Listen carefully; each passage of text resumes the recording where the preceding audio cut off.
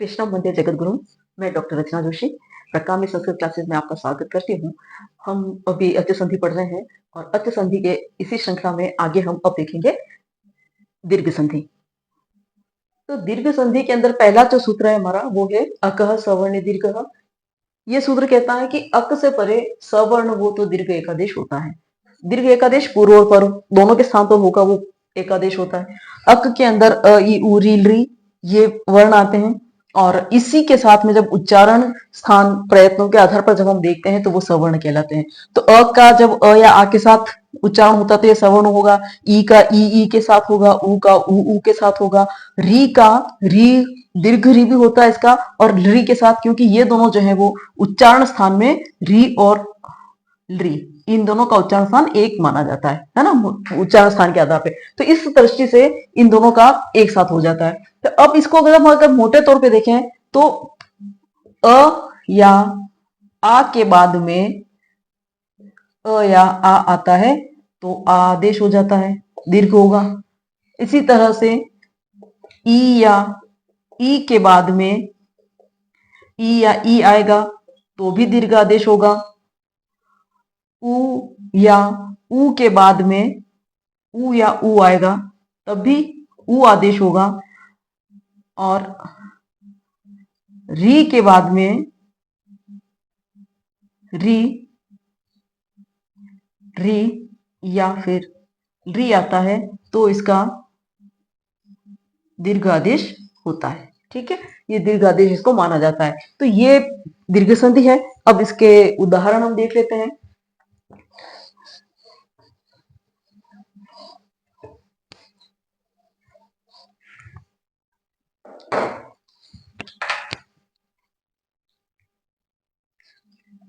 जैसे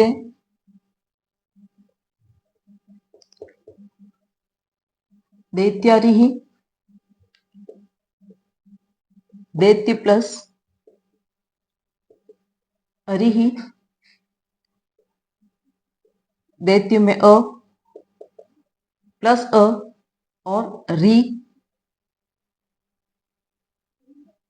पूर्व पद और पर पद के स्थान पर दीर्घ आदेश आ और री, दैत्यारि। ठीक है, ये रूप बनता है। और इसी तरह से अगर आप दूसरे उदाहरण देखना चाहें तो दूसरे उदाहरण आप इसी तरह से देख सकते हैं, जिसके के अंदर श्रीशः, श्री प्लस ईशः,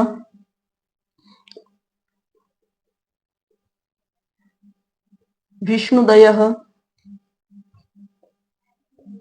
विष्णु प्लस उदयः,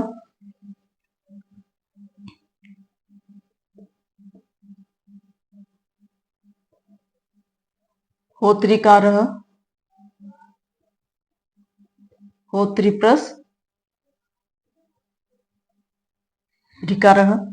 तो इस प्रकार से इसको आप जब तो इनको मिलाएंगे उ को दीर्घ हो जाएगा, री को दीर्घ हो जाएगा, ये दीर्घ है, इसका दीर्घ आदेश हो जाएगा।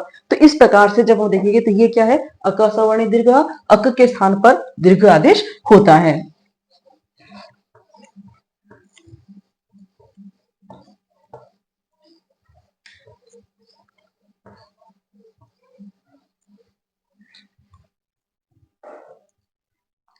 इसके बाद अगला सूत्र आता है एंगः पदान्तादति। यहाँ पे पदांतात जो शब्द है वो एंग का विशेषण है, पंचमी का प्रयोग है यहाँ पे। और अति अत परे रहते। अब ये क्या कह रहे हैं कि यदि पदांत एंग से परे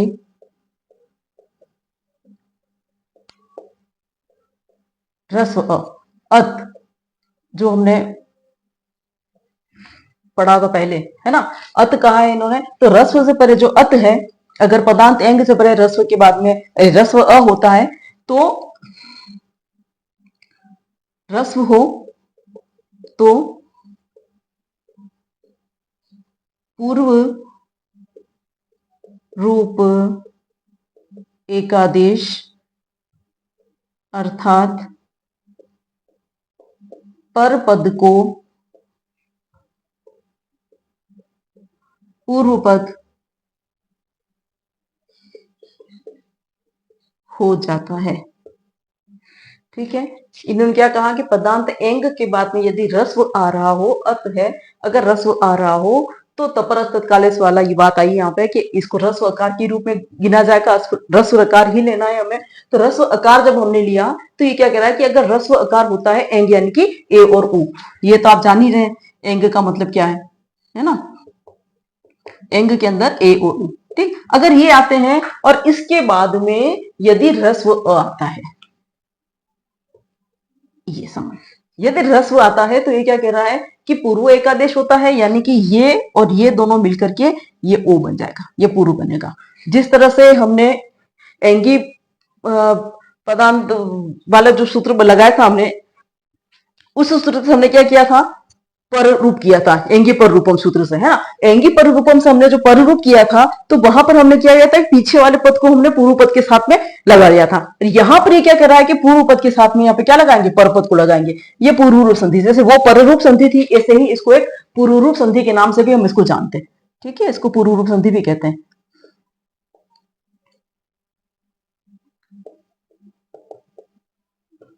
तो ये इसने क्या कहा कि अगर ए या ओ होता है, पदांत होना चाहिए, ए या ओ एगंत होना चाहिए, पदांत होना चाहिए, पद के अंत में आना चाहिए। ठीक है, पद के अंत में यदि ए या ओ आ रहा है और उसके बाद में यदि अ आता है रस्व, तो इन दोनों के स्थान पर पूर्व आदेश होकर के पूर्व रूप संधि उड़ जाती है इसके अंदर। ठीक है, अब कैसे होती है कि जैसे कि एक शब्द दिया उन्होंने, उदाहरण दिया है हरेव।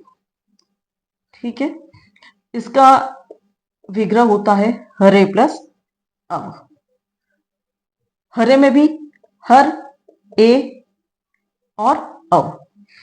ठीक है, अब यहां पर ए जो है ये क्या है, ये पदांत है, पद के अंत में, इस हरे पद के अंत में ये ए आ रहा है, इसलिए पदांत है। तो पदांत होने के कारण और इसके पीछे ये रस्व अ आ रहा है, तो ये रस्व होने के कारण ये दोनों क्या हो जाएंगे, पूर्व रूप एकादेश होकर के ए ही रहेगा, तो हर, ए और व।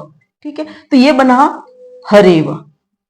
ठीक, शुद्ध रेखा जाएगा तो हरे बना, लेकिन चूंकि यहां पर पूर्व रूप संधि हो रही है तो यहां पर यह दिखाने के लिए कि इसके अंदर अ भी है, तो हम इसको अ को अवग्रह के रूप में हम लिखते हैं, अवग्रह के रूप में इसको दिखाते हैं, है ना। इस चिन्ह को हम क्या कहते हैं, अवग्रह। ठीक है, तो इसको हम एस को यानी कि, तो इस अवग्रह के रूप में हम दिखाते हैं, इससे पता चलता है कि इसके अंदर अ लगा हुआ है, तो पूर्व रूप हुआ ये। तो ये हरेव रूप इस तरह से सिद्ध होता है कि जहां पर हम ये, अब जिसके इसका दूसरा उदाहरण हम देखें इसका,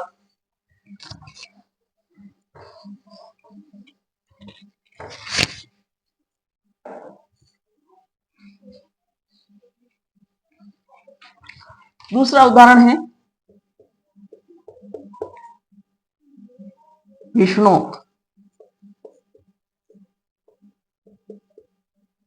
विष्णु प्लस अव। ठीक है, ये भी वही बना,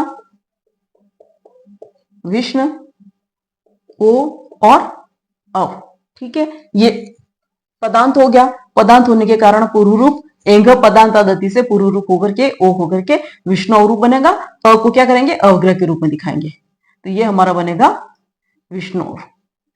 अब इसको बोलते हैं तो विष्णु अव नहीं बोलेंगे, विष्णु बोलते हैं ना, अ भी साथ में इसका उच्चारण होता है, साइलेंट नजर आता है, तो ये इसका उच्चारण होता है। लेकिन ये चीज क्या है, ये अयादि संधि एचो अयवाय,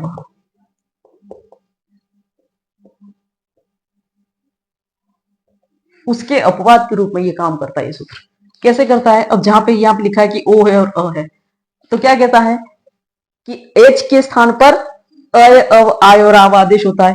ये संधि हमारा कहता है कि ए के बाद में अगर स्वर है कोई भी, ये तो स्वर ही है ना, तो स्वर होता है तो क्या होता है, ए को अय होता है, ओ को अव होता है, ऐ को आय होता है और अव को आव होता है ना। ये कहता है, ये एच ओ वाय व जो है, तो ये क्या कर रहा है कि ये नहीं करके यहाँ पे क्या कर रहा है, अवग्रह बना रहा है इसको, है ना, पूर्व रूप कर रहा है। तो ये एच ओ वायादि जो संधि है उसका ये अपवाद है यहाँ पे, ये काम नहीं करेगा, और यहाँ पर हम इसको इस तरह से इसका प्रयोग करते हैं, जबकि सूत्र का प्रयोग क्या हो कि एंग होना चाहिए। बस शर्त एक ही है कि वो एंग होना चाहिए, पदांत ए या पदांत ओ होना चाहिए। ये इसके अंदर मुख्य बात कही है।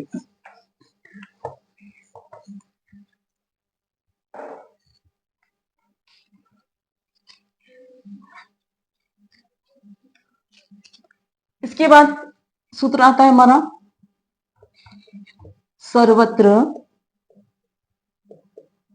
विभाषा गो। यहां पे इन्होंने इस गो को बिल्कुल स्पष्ट उल्लेख कर दिया है, तो हमको गो से ओ का ही अर्थ लेना है। भले इन्होंने सूत्र की जो रत्ती लिखी है उसके अंदर इन्होंने भले एगंत शब्द कहा है, लेकिन इसको केवल मात्र गो शब्द और गो ओ से ही लिया जाना है, इसको दूसरा नहीं लेते इसके अंदर ए का। ठीक है, तो अब एगंत बस इसको कहा है क्योंकि अनुवृत्ति से एगंत शब्द लिया हुआ है, ए ओ एगंत लिया हुआ है, तो इसको एगंत कहा है। अब यहाँ पे क्या कहते हैं कि सर्वत्र, सर्वत्र का अर्थ यहाँ पे ये इन्होंने लिया है लोक और वेद, यानी कि चाहे वो लौकिक संस्कृत की बात करें चाहे वो वैदिक संस्कृत की बात करें, लोक और वेद है ना, इन दोनों में गो शब्द, ठीक है, और वेद में गो शब्द का विकल्प से, विकल्प विभाषा के लिए विकल्प शब्द आया है, विकल्प से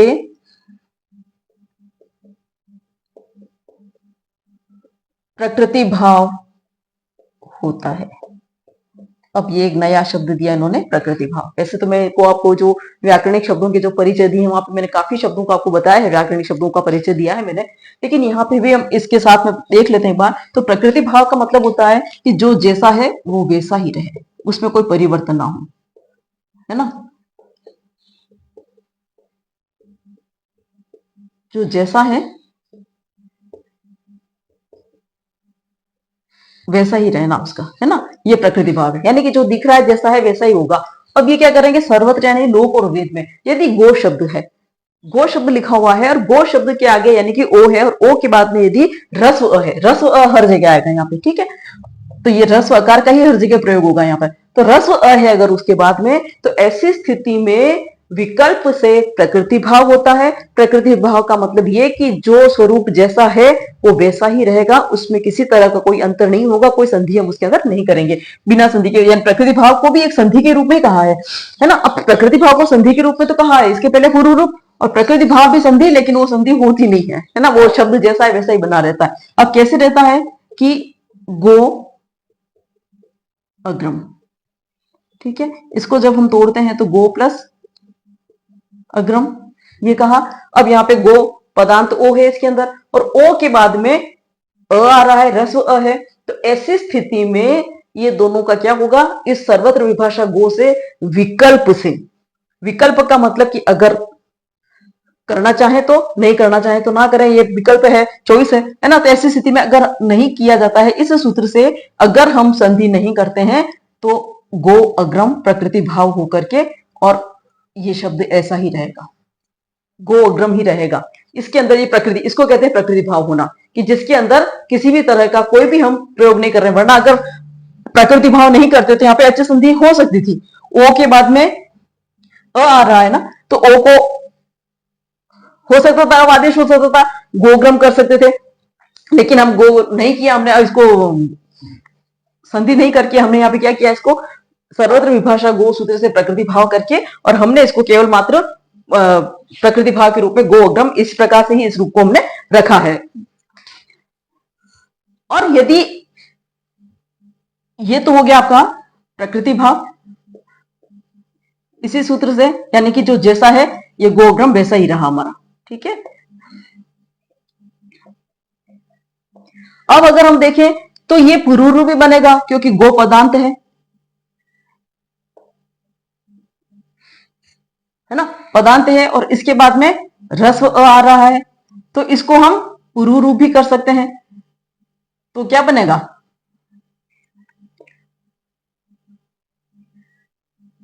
गोग्रम, ठीक है। इसको ऐसे अवग्रह के साथ भी लिखा जा सकता है और इसको ऐसे भी लिखा जा सकता है, दोनों ही तरह से लिखा जा सकता है। तो ये रूप बनेगा, ये बनेगा हमारा एंगी एंग पदांतादपि सूत्र से।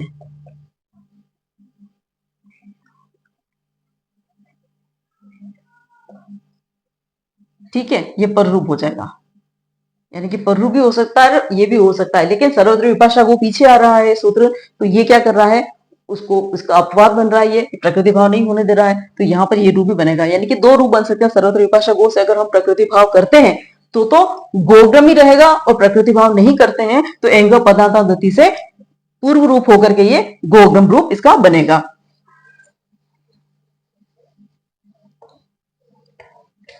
और ये पर्टिकुलर केवल गो के ही विषय में बात कही गई है, तो यहाँ पर हम गो की बात कर रहे हैं, यहाँ पर इस गो के ओ को ही प्रकृति भाव और वो होता है इसके अंदर। अब इसके अंदर दो शब्द उन्होंने कहे थे कि एक तो कहा उन्होंने एगंत का क्यों ग्रहण किया गया, और एक उन्होंने कहा पदांत का क्यों ग्रहण किया गया, है ना। अब एगंत शब्द को क्यों बताया उन्होंने, एगंत क्यों कहा, सिर्फ एगंत ही क्यों कहा, है ना। तो इसका एक उदाहरण देकर के समझाते हैं कि यदि अगर एगंत नहीं कहते, एक प्रश्न हम लिख सकते हैं, एगंत क्यों कहा, है ना, एगंत का प्रयोग हुआ है, तो इसका एक उदाहरण उन्होंने दिया चित्रवक्रम। ठीक है, इसकी जब हम संधि विच्छेद करते हैं तो ये बनता है चित्रगु प्लस अग्रम। ठीक है, अगर यहां पर वो प्रकृति भाव वाला सर्वत्र विभाषा गो वाला सूत्र नहीं देते तो इस ग के ऊ को भी क्या होता, प्रकृति भाव हो जाता, तो ये शब्द चित्रगु अग्रम ही रहता, जो कि सही नहीं माना जाता। चूंकि ये ग के अंदर ऊ है, इसलिए ये गु क्या है, उकारांत है, तो उकारांत होने के कारण इसमें कौन सी संधि हो गई, इसमें हो गई आपकी वृद्धि संधि, चित्रक उ प्लस अग्रम। उ के स्थान पर इको यणची, इको यणची, इक के स्थान पर यण आदेश होता है, कब होता है, जब अच परे होता है, यहां पर ये इको यणची उ है ना, तो उ को व आदेश हो जाएगा, और यहां पर उस संधि के जब हम सूत्र लगाते हैं इसका, तो यहां पर ये चित्रवक्रम बनता है।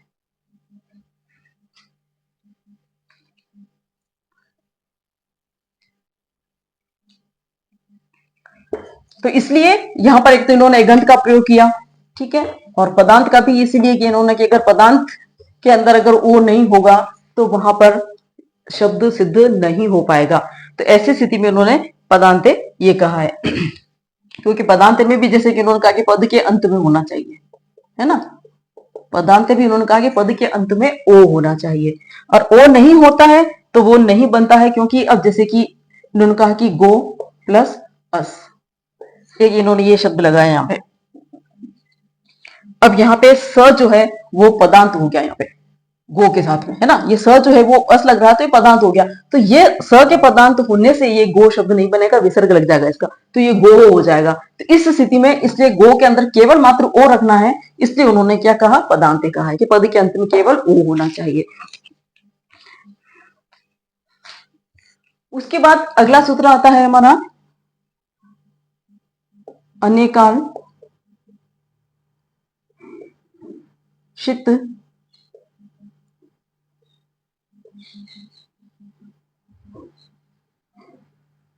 सर्वस्य। अब इसके आगे के दो तीन सूत्र हैं वो लगभग एक दूसरे से जुड़े हुए हैं, एक दूसरे से मिलेंगे, बात करेंगे ये लोग, लेकिन अब और वैसे देखा जाए तो हर सूत्र के अंदर जब हम शब्द बनाते, शब्द सिद्धि करते, तो कोई कई दूसरे व्याकरण के जो पाणिनि के जो सूत्र लगे हुए हैं उन सूत्रों से बहुत सारे आदेश होते हैं, बहुत परिवर्तन होता है, तब जाके के वो चीज बनती है। तो ये तो देखा जाए तो बहुत डीपली है ये, जितना इसको पढ़ो, जितना अध्ययन करो उतना कम होता है इसका, लेकिन हम चूंकि एक सेकंड ईयर के हिसाब से तैयारी कर रहे हैं तो एक मोटे तौर पर आपको प्रयास करने के बाद थोड़ी थोड़ी चीज आपको क्लियर हो जाए कॉन्सेप्ट। तो यहाँ पर हम बात कर रहे हैं, तो अब ये क्या कह रहा है, अनेकाल शित सर्वस्य, ये क्या कहता है, अनेकाल यानी कि अनेक, अनेक अल, अनेकाल, अनेकाल का क्या मतलब हुआ, अनेक अल, अल अ से लगा करके हल, प्रत्याहार, सभी वर्ण, अल के अंदर आ गए आपके सभी वर्ण आ गए, ठीक है ना, तो ये तो अल हो गया, अनेकाल हो गया, और दूसरा हुआ शित, शित जिसमें श इत संज्ञक होता है, या श की जिसमें इत संज्ञा हो जाती है, ठीक है, तो श के साथ में स भी सम्मिलित हो जाता है, क्योंकि श स एक ही प्रजाति, श स इत संज्ञक होते हैं, उसको हम शित कहते हैं, कि जहां पर श क्या क्या होता है, इत संज्ञा हो जाती है, इसकी लोप हो जाती है। तो अब इस सूत्र के अंदर ये क्या कर रहे हैं कि एक तो अनेकाल, अनेक अल वाला होना चाहिए एक शब्द, दूसरा होना चाहिए शित। ठीक है, शित यानी कि श की इत संज्ञा। ठीक है,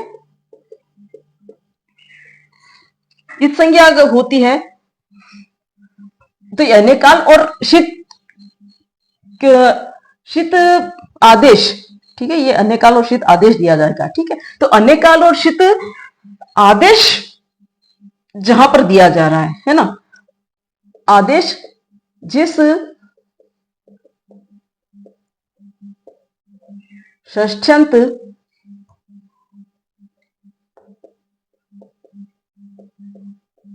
षष्ठ्यंत निर्दिष्ट पद के लिए है, वह आदेश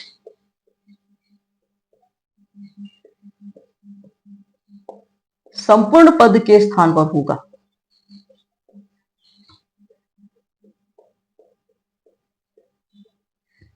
संपूर्ण पद के स्थान पर होता है।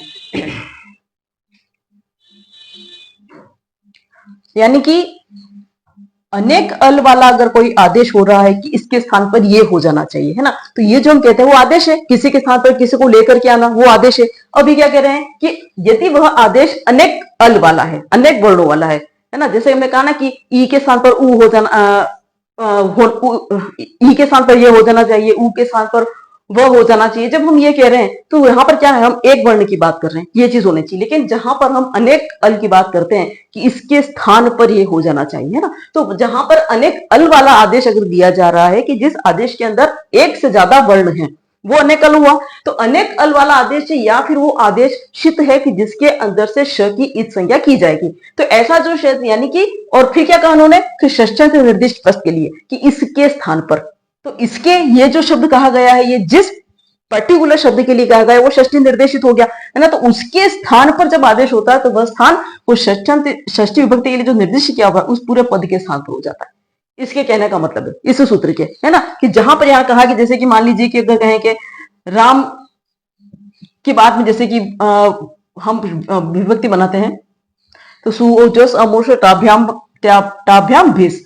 ठीक है, ये आदेश, अब ये भीस जो है, ये भीस क्या है, अनेकाल है, क्योंकि भ है फिर ई है और फिर स है, तो इस स को तो हम गिनेंगे नहीं क्योंकि ये संज्ञा हो गया, लेकिन ये दो वर्ण आ रहे हैं, भ और ई, है ना, तो ये अनेकाल हो गया। जहां पर एक वर्ण नहीं है, एक से अधिक वर्ण है, वो अनेकाल वाला हो गया। तो अब इसने क्या कहा कि भिस के स्थान पर एस आदेश होता है। एक व्याकरण का नियम सूत्र क्या कहता है कि भिस के स्थान पर अतो भिस, ऐसा सूत्र है कई, तो वो कहता है कि भिस के स्थान पर एस आदेश हो जाना चाहिए। तो अब ये आदेश किसके स्थान पर हो रहा है, भिस के स्थान पर। तो ये भिस जो है वो क्या कहलाता है, षष्ठ्यंत पद कहलाएगा।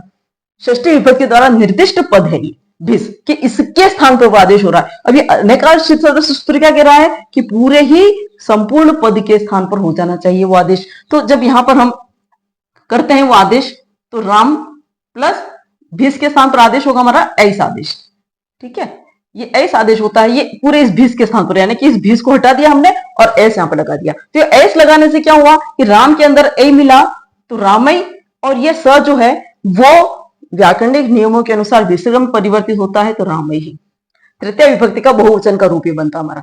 ठीक है, तो ये क्या कहा इन्होंने कि जो अनेकाल होता है, अनेक अलों से युक्त है, अनेक वर्णों से युक्त है, ऐसा जब आदेश किया जाता है, या फिर जिसकी इत संज्ञा हो रही है श की या स की, जिसके अंदर ऐसा, अब इसके अंदर स की भी इत संज्ञा हो सकती है ना, लेकिन ये इत संज्ञक भी है, स की इत संज्ञा वाला भी है, अनेकाल भी है और ये चित भी है, दोनों ही चीजें ये, है ना। तो ऐसी स्थिति में क्या कहा कि अगर जब ऐसी स्थिति आ जाती है तो वहां पर क्या आदेश होगा, किसके स्थान पर होगा, जो षष्ठी निर्दिष्ट जो पद दिया गया है उस संपूर्ण पद के स्थान पर वो आदेश होगा, जो कि आदेश किया जा रहा है कि इसके स्थान पर ये हो जाना चाहिए, है ना। ये जो कहा है तो वो उस संपूर्ण पद के स्थान पर होगा। तो ये इन्होंने अनेकाश्रित सर्वस्व ये सूत्र कहता है हमारा।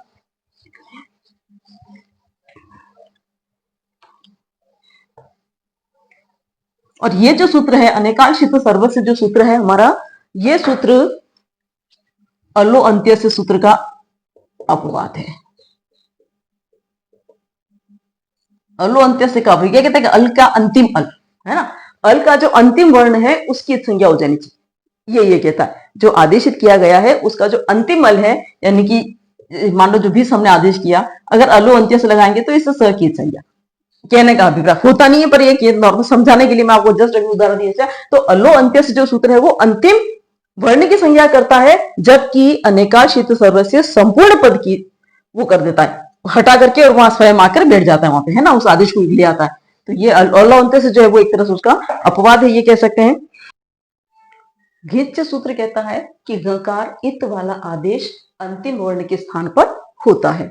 अब इसको हम पहले जो 3 सूत्र आए हैं उन तीनों सूत्रों के साथ में इसको हम देख ले करते हैं, कोशिश करते हैं दोनों सूत्रों के साथ मिला करके, कि पहला जो सूत्र था हमने पढ़ा था, एक पढ़ा था हमने अलो अंत्य से, ठीक है। अलो अंत्य से जो है वो क्या कहता है कि जो आदेश होता है,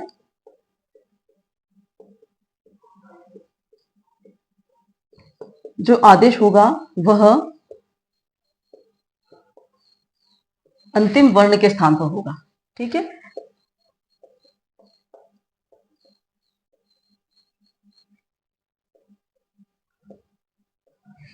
अंतिम वर्ण के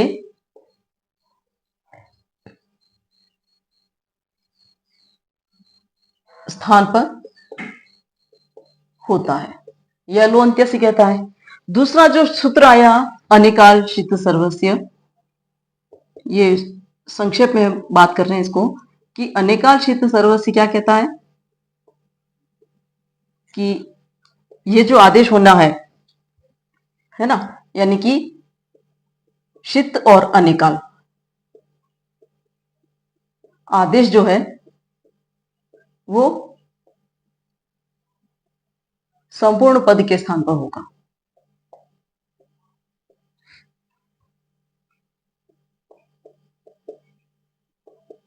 ठीक है, अंतिम वर्ण यानी पदांत, ठीक है।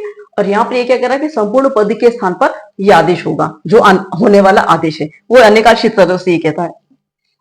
और तीसरा ये घिच जो सूत्र आया हमारा, ये वाला जो हम पढ़ रहे हैं इसको, ये क्या कहता है कि यदि अनेकाल हो, अनेकाल क्या हो, आदेश, है ना, यदि आदेश अनेकाल हो और साथ में घ की इत संज्ञा वाला हो, कि जिस आदेश के अंदर से घ की इत संज्ञा हो जाएगी, ठीक है। तो अनेकाल हो और घ की इत संज्ञा वाला हो तो पद के अंतिम वर्ण के स्थान पर ही होता है,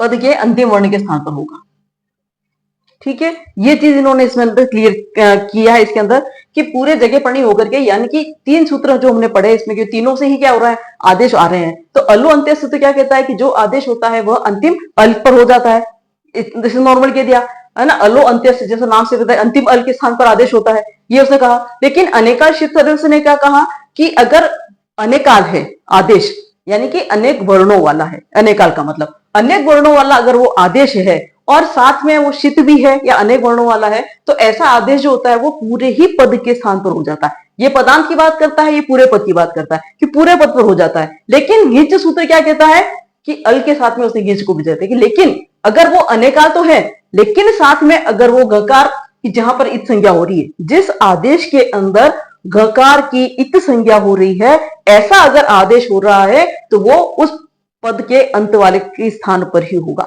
उस पदांत के स्थान पर ही वो आदेश होगा जो आदेश किया जाना है, ठीक है। अब इसको अपन थोड़ा सा, इसके आगे एक और सूत्र आता है, उसके बाद में हम सारे उदाहरण इससे क्लियर करेंगे, है ना। तो अब इसके साथ में एक सूत्र और आता है हमारा, वो भी मोस्ट इंपोर्टेंट ही है, कि जनरली परीक्षा में पूछ भी लेते हैं उसको। और ये वाला जो सूत्र है वो सूत्र आता है अवंग स्फोटायनस्य,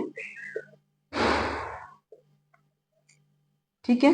ये स्फोटायन जो है ये पाणिनि से पूर्ववर्ती व्याकरणाचार्य हुए हैं, तो उनको सम्मान देने के लिए उन्होंने स्फोटायन का नाम लिया है उन्होंने, कि स्फोटायन ने जो कहा है वो क्या कहा है कि अवंग जो आदेश है,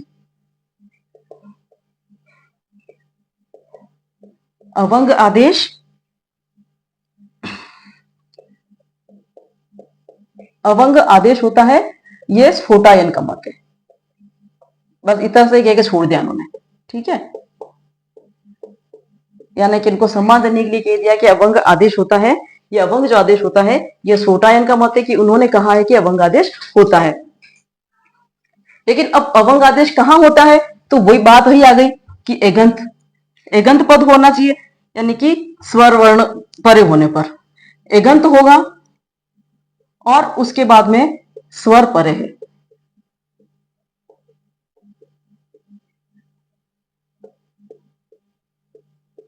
स्वर वर्ण परे हो तो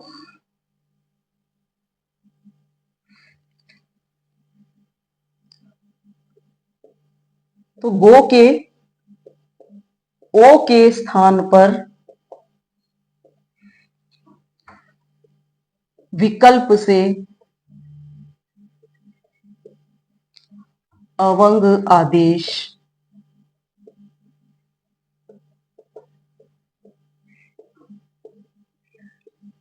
होता है।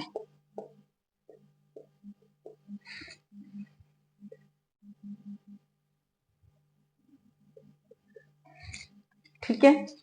अब यहां पे आप देखें कि इसके पहले हमने जो पढ़ा था वो पढ़ा था कि गोग्रम किया हमने, है ना, केवल मात्र गोग्रम भी रखा हमने उसको, वो तो कहा ही कहा है। लेकिन अब यहाँ पे ये क्या कह रहे हैं, स्फोटायन जो पाणिना व्याकरणाचार्य हुए हैं वो क्या कहते हैं, उनके मत के अनुसार विभाषा शब्दों को लिया, सर्वत्र विभाषा गो से लिया उन्होंने, तो वहां पर क्या किया कि गो शब्द पर्टिकुलर इंगित किया है गो शब्द को, ठीक है। तो ये क्या कहते हैं कि अगर एगंत पद है, एगंत यानी ओकारांत कहा है, एगंत शब्द यहाँ पर केवल मात्र एक क्या कह सकते हैं अनुवृत्ति के रूप में लिया हुआ है, लेकिन गो के ओ की ही बात कर रहे हैं यहाँ पर ये, तो एगंत अगर शब्द है और उसके बाद में यदि कोई स्वर आता है, स्वर वर्ण आता है, तो गो के ओ के स्थान पर विकल्प से अवंग आदेश होता है, यानी कि ये गो के ओ के स्थान पर ही होगा। अगर ये गो का ओ अगर ये स्पष्ट नहीं करते यहाँ पर, तो यहाँ पर अवंग आदेश क्या हो जाता, संपूर्ण गो के पद के स्थान पर अवंग आदेश होता है ना, ये कहा। तो अब गो के साथ में तो आदेश नहीं कर सकता, क्योंकि हमारे पास शब्द क्या है,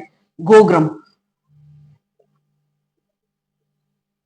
ठीक है। अब हम उदाहरण के रूप में देख रहे कि गोग्रम शब्द है हमारे पास में, तो हम इस संपूर्ण पद पर तो हम, क्योंकि इसने क्या कहा, षष्ठ्यंत पद, पहला पद, पहली बात है षष्ठ्यंत, गो के षष्ठी को दिखा रहा है ये, तो गो के स्थान पर अवंग आदेश होगा, अनेकाल शित सर्वस्व, क्यों, क्योंकि ये अवंग जो है वो अनेकाल है, इसके अंदर अ है, फिर व है, फिर अ है, ठीक है। ये ग तो क्या हो गया, संज्ञा हो गई, इसको हटा दो, तो तीन वर्ण है इसके अंदर, ये तीन वर्णों को दिखा रहा है, तो ये अनेकाल हो गया। तो अनेकाल सर्वस्व से आदेश होगा, वो क्या होगा कि संपूर्ण इस पद के स्थान पर होगा, गो के षष्ठ्यंत संपूर्ण पद के स्थान पर होगा, ये कहा उसने। तो अब ये जो सूत्र है अवंग स्फोटायन, ये क्या कहता है, और गिच सूत्र आया, गिच सूत्र ने क्या कहा कि यदि ग होता है जिसका कि इत संख्या हो जाती है, तो अंतिम पद के स्थान पर ही होगा, तो ग के साथ में ओ और फिर अग्रम, ये रूप बना। अब इसने क्या कहा कि अंतिम वर्ण के स्थान पर ही अवंग आदेश होगा, किससे, इस अवंग स्फोटायन सूत्र से। तो यहां पर अव जब हम आदेश करेंगे तो ग के ओ को अव आदेश करेंगे, तो गव, अव और अग्रम, ये बनेगा, ठीक है। क्योंकि अवंग में से ग की तो क्या होगी, इत संज्ञा हो गई, इत संज्ञा हट गई, तो ग अब अग्रम बना। अब गव अग्रम बना तो ग के अंदर अ मिलाया तो ग पूरा हो गया, व के अंदर अ मिलाया तो गव और अग्रम, ये दो रूप बना हमारे पास, दो पद बन गए, गव और अग्रम, ठीक है। अब इसको हम क्या करेंगे, अ और अ मिला करके अक सवर्णित दीर्घ, दीर्घ आदेश करके, क्योंकि वह में अ है और ये अग्रम का अ है, तो अ और अ मिला करके दीर्घ आदेश होकर के गवाग्रम रूप बनेगा इसका, ये अवंग स्फोटायन से ये बनेगा, हमारा सूत्र बनेगा, तो गवाग्रम रूप इसके अंदर बनेगा। तो तीन प्रकार से हमको ये रूप देखने को मिलते हैं, कि जिसमें कि एक रूप तुमको देखने को मिलता है गो अग्रम, ये हो गया प्रकृति भाव। दूसरा मिला हमको गो अग्रम, ये हो गया पूर्व रूप। एक मिला हमको गवाग्रम, जो कि अवंग छोटा एनस से बनेगा। ठीक है, तो इस प्रकार से ये जो रूप है हमको, तीनों रूप जो है हमको देखने को मिलते हैं, अलग अलग रूप हमको देखने को मिलते हैं। और अब इन्होंने ये जो कहा गवाग्रम जो रूप है, ये भी क्या कहा उन्होंने कि ये गवाग्रम जो रूप है ये तो अभंग स्फोटा एनस के सूत्र से हो गया कि गवाग्रम रूप बना। ठीक है, ये विकल्प से है, यानी कि विकल्प का मतलब वही चीज, क्योंकि सम्मान की बात है, पर्टिकुलर ये एक व्याकरणाचार्य विशेष का मत है, इसलिए उन्होंने कहा है तो आप कर सकते हो, नहीं चाहो तो आप जो पाणिनि के नियम है उसके अनुसार नहीं भी करेंगे तो भी चलेगा। तो ये उन्होंने एक सम्मान की बात करके उन्होंने कहा, तो ये विकल्प की बात आ गई कि अगर हम विकल्प से करते हैं तो हमारे पास क्या बनेगा, गवाग्रम रूप हमारे सामने सिद्ध होता है। तो इस प्रकार से हमको तीन प्रकार के रूप देखने को मिलते हैं। एक तो मिलता है गवाग्रम, जो कि अभंग स्फोटायन से सूत्र से बन रहा है हमारा। एक होता है गो अग्रम, ये बनेगा सर्वत्र विभाषा गो से प्रकृति भाव रहेगा इसका, ये प्रकृति भाव बनेगा इसका। ठीक है, और एक हमारा बनेगा गोग्रम, ये बनेगा पूर्व रूप। ठीक है, इस प्रकार से ये तीन रूप जो होते हैं वो हमको देखने को इसके अंदर मिलते हैं। इसके बाद एक और सूत्र आता है,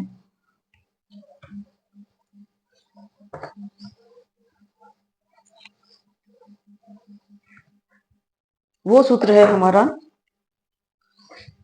इंद्रे च।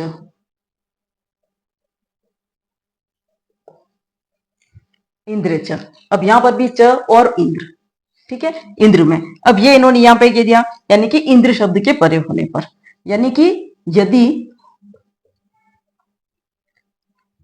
इंद्र शब्द परे हो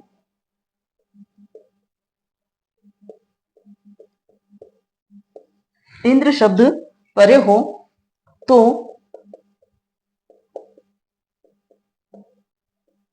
ओकारांत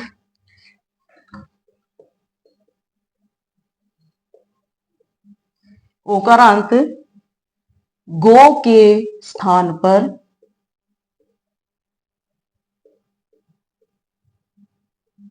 अवंग आदेश होता है।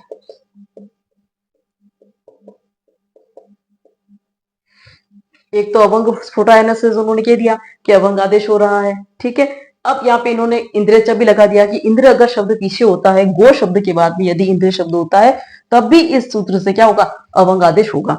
अब अवंग आदेश होगा तो क्या बचेगा ऐसी स्थिति में कि जब आपने किया कि जैसे कि गो प्लस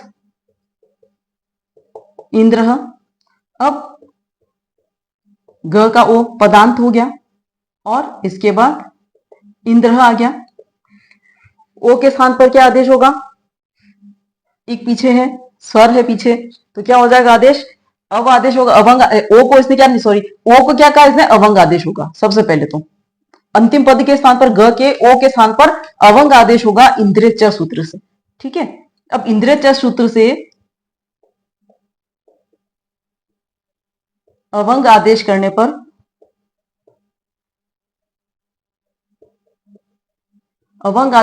पर ग अवंग और इंद्र, ग की इत संज्ञा अवशेष रहा, ग अव इंद्र, ग व और इंद्र। अब अ और ई को गुण संधि से ए आदेश गुणादेश हो गया, यहां पे गुणादेश होकर के ए हुआ तो रूप बना गवेंद्र। ठीक है, ये हमारा रूप इसके अंदर बनता है। तो इस प्रकार से अगर हम देखें तो ये दीर्घ संधि के कुछ प्रारंभिक सूत्र जो है वो हमने समझने का प्रयास किया है। फिर भी अगर कहीं आपको कोई समझ में ना आए तो आप कमेंट करके पूछें और बताएं, और साथ में ये वीडियो कैसा लग रहा है इसके बारे में कुछ कमेंट करें। अच्छा लगेगा, वीडियो अच्छा लग रहा है आपको, लाइक करें, सब्सक्राइब करें, शेयर करें और इसके आगे के जो सूत्र हैं वो आने वाले वीडियो में पढ़ेंगे। नमस्कार।